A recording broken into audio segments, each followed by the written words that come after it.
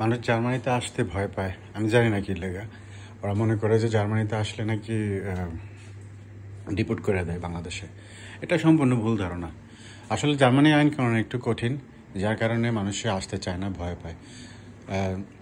যদি শিক্ষিত কোনো মানুষ আসে এখানে, যেমন বাংলাদেশে ইন্টারমিডিয়েট পাস করছে বা অনার্স করছে, মাস্টার্স করছে, হোয়াট এভার, মানে পড়াশোনা জানলেই হয়েছে, মেট্রিক পাস করলেও কোনো প্রবলেম নাই। সে ইংলিশ জানে, পড়তে জানে, লিখতে জানে, এটা হইলে এনাফ। ঠিক আছে, এখানে এসে অ্যাসাইলাম মাইরা তারপরে যারা পুরানো আছে তাদের থেকে পরামর্শ নিলে আরও বেটার হয়। যে যেমন আয়শা যদি এখানে অ্যাসাইলাম কইরা যদি সে ভাষাটা শিক্ষালায় 6 মাসের মধ্যে, অন্তত A1 যেটা বলে A1, তারপরে সে একটা জব তো ডেফিনেটলি পাইবে। এখানে জবের কোনো মানে অ্যাভেলেবেল জব।